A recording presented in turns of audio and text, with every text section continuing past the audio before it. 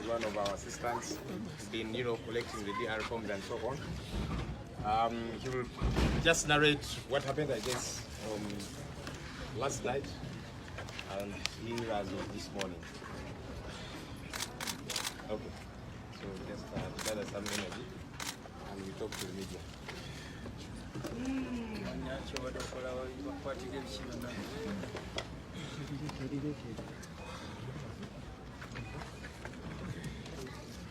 My name is Andrew Natumanya. Everyone calls me Tabs. Yeah, I'm the lead photographer for Honorable Chagulanyi. Yeah, so last night at around 8 p.m.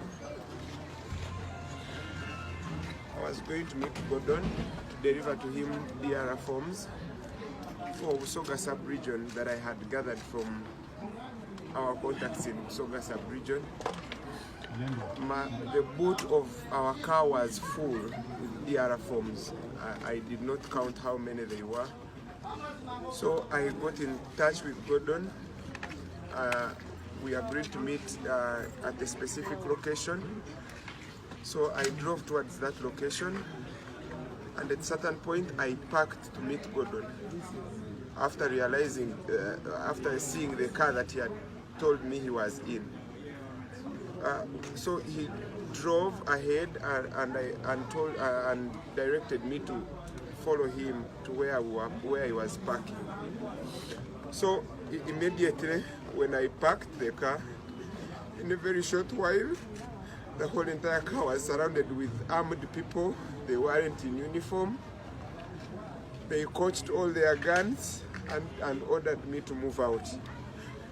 I resisted a little bit, and that's where the beating started from. They beat me, dragged me out of the car, and put me in a different car. It was a double cabin. I hope my colleague Gordon got the number plate.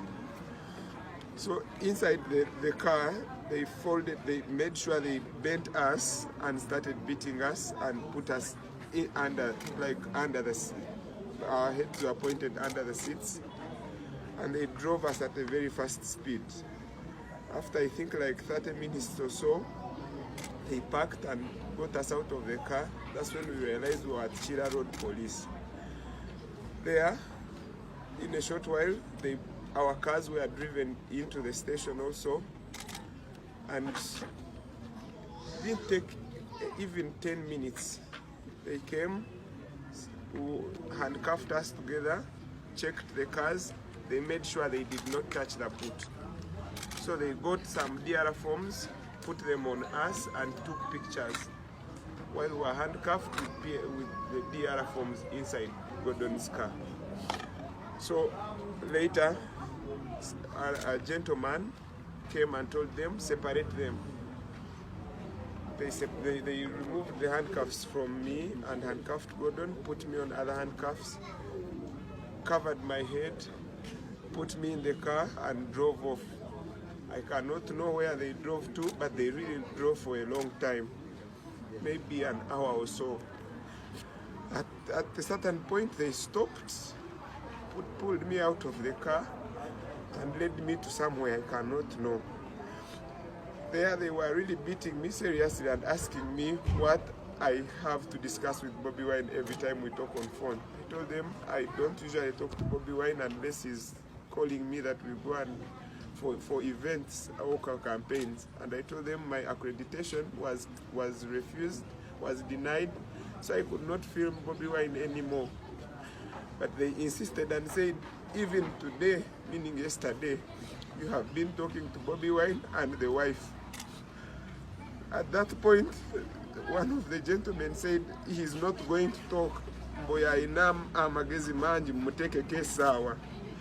That is when they put something on my arm that felt like I had been connected to electricity. My whole entire body was shocked for some time, and from that time when I try to hold something, my whole entire body keeps shaking. So they beat me and asked me what where Bobby Wine, what Bobby Wine is planning. I told them I don't have any of his plans.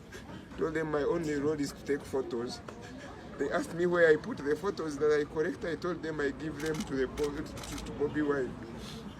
Then they left me after some time.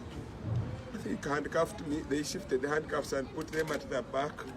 They tied my hands from the back and left me there. Even when I could try to touch, it was I think like a big room. So from there, they in the morning they came inside the room. It was visibly still dark. They put off the hood, and the gentleman asked me, "Do you know me?" Told him, "I do not know you." He put back the hood and held my hand and led me to a car. From there, they drove and came to Chira Road. In Chira Road, they just put me on, the guy removed his handcuffs and handed me over to the police officers there, who handcuffed me again and drove me to my residence. They turned everything upside down and took whatever was of their interest. On the search form, they only wrote that they picked my computer, but they took everything, the cards of my camera, the DLR forms that were in the car. I'm told they are no longer there. Every recording equipment they found at my home, they took it. Up to now, even my phones, they took them. Also the ones that I had not been using over time that they found at my home, they took them. Then later, they drove me to Old Chira, the other Old Chira of Namugongo, where they signed forms. I do not know which ones. Then they brought me again to here, opposite Kabera Country Club, drove me down. That's where I found Gordon.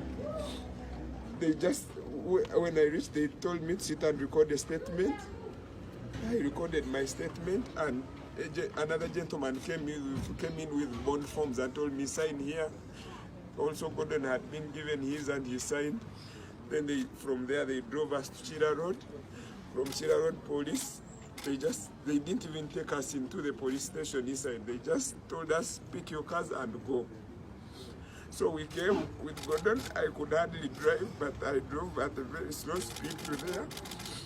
From there, we came to Gordon's house, and in a very short while, the detectives were back. They found us talking on phone with Mama Solo. Mama Solo is Bobby Wine's wife. And they also took the phones they found there. So we cannot know whether they are still following us or not. All I can tell you is that we are not safe at all.